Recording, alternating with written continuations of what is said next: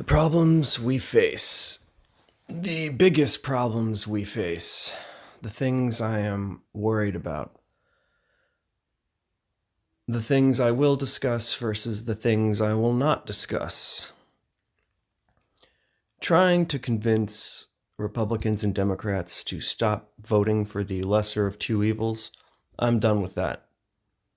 I am 36 years old, and I remember being 5 or 6 years old, hearing adults discussing the idea of why you have to and must vote for the lesser of two evils.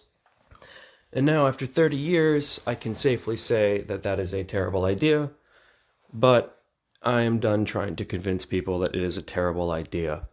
I should not have to explain why voting for the lesser of two evils is morally irreprehensible. If the devil himself and Godzilla ran for president, these lesser of two evil majority voters would vote for one of them. They would go, hey, what type of apocalypse would I prefer? A Godzilla apocalypse or a devil heaven and hell apocalypse? And to be quite honest, I assume most people would take probably Godzilla. That's a different... We're moving on. Forget that. I'm done with this Republican and Democrat mainstream media divisive stuff. I'm pretty much done. I'm done. I'm done with it. The arguments are shallow and weak on both sides, okay? But typically what's happening is most Americans think the other side is shallow and their side is thoughtful, but really both sides are horrendously shallow. Horrendously shallow. The people that are typically touted as the best speakers on the left or right are very shallow in their arguments. Their arguments can come crumbling down very quickly, including the people that are, once again, considered the premier speakers for the left or right in American culture. Those individuals, their arguments, they can be dismantled unbelievably quickly because the arguments are so shallow. Moving forward, I don't want to do that anymore. I find it to be a waste of time, And what ends up happening is that you end up in an echo chamber. It is unbelievably easy to create a left-wing echo chamber on YouTube or a right-wing echo chamber on YouTube. It is unbelievably easy. I have done it on accident numerous times over my 10-year YouTube career. I have created micro echo chambers of people. And then I end up alienating them later down the road when I have some other view that they don't agree with. So I'm done with that. I'm done. I'm done with this little kid stuff. It's exhausting. It's not... people will either learn or they won't. I'm done trying to convince them. I'm done.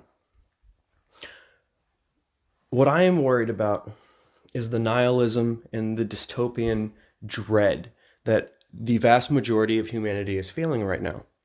Humanity is not looking forward to a happy Star Trek future, a Gene Roddenberry future. That's not what people are looking forward to 20 years from now. People are looking to a Blade Runner future where the world is on fire and everything's dying around you. And I guess I don't ask, but my thought process is it's not very helpful. Scaring people into not having children, scaring people with diseases, scaring people, it's just not very helpful.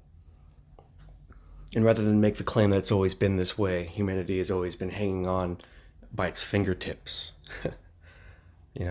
since for hundreds of thousands of years, I'm not going to make that argument. I just feel like, the biggest problems we face are scary, but they're very easily solvable. These are solvable problems, the biggest problems. Forget the lesser of two evils, forget American politics, the biggest problems, climate change, the dumbest name for something of all time. Global warming, the dumbest name for something of all time. We should have called it industrialized pollution.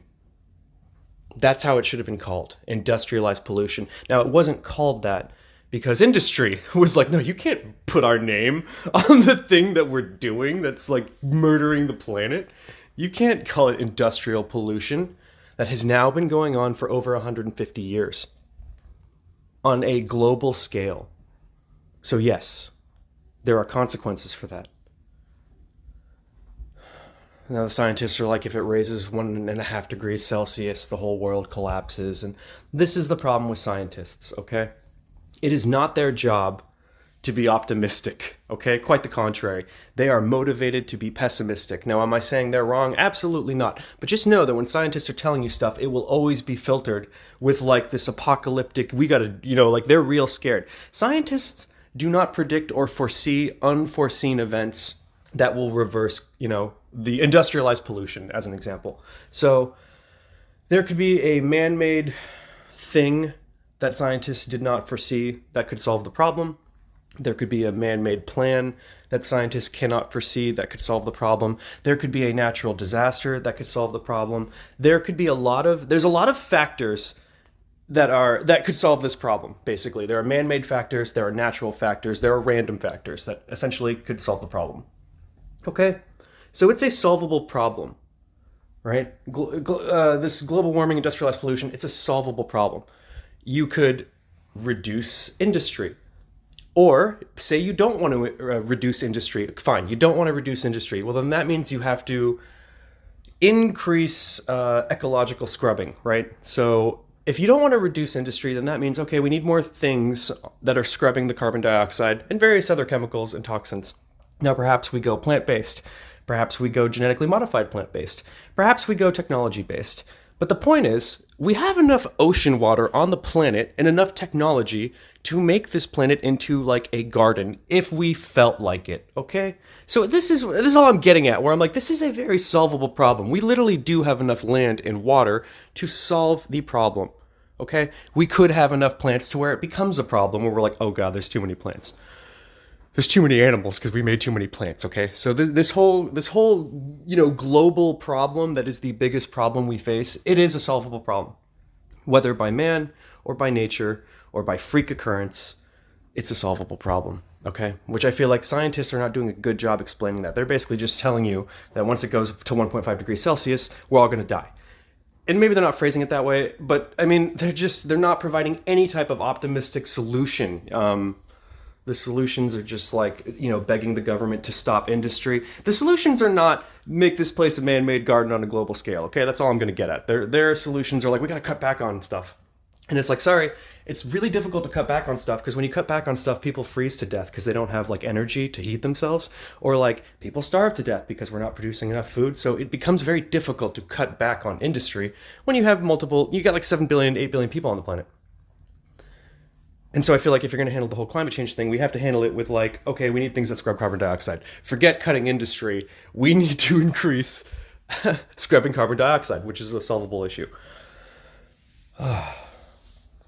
The other problem that I think is huge, right, and goes far beyond the petty squabblings of corporate media is the financial system globally.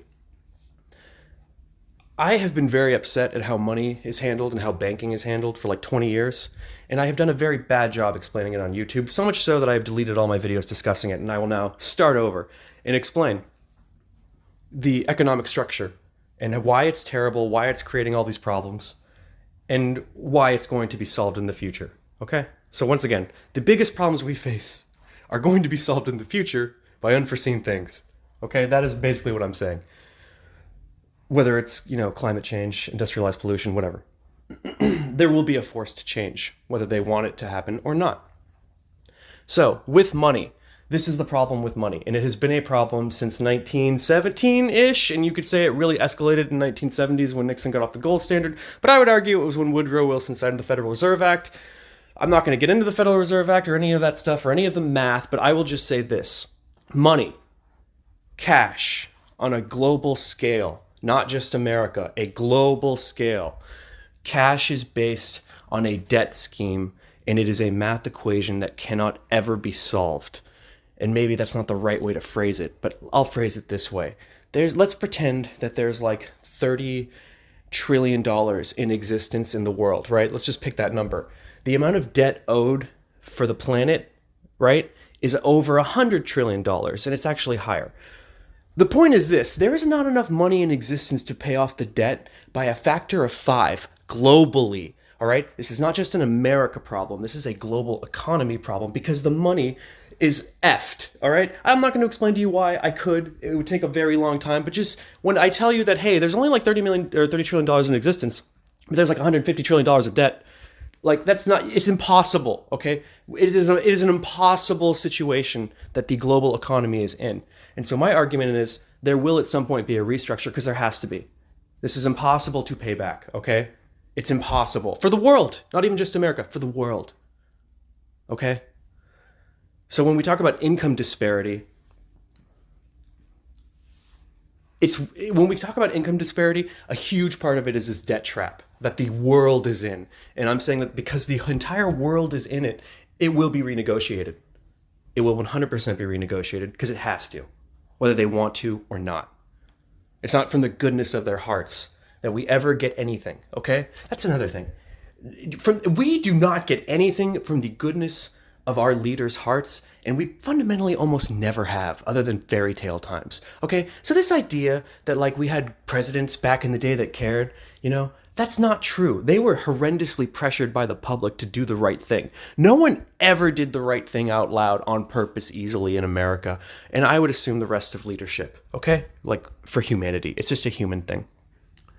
So remember that. When you're getting behind people and rallying behind them like they're going to save you, it's like these people have never saved us. All right, we had to save ourselves.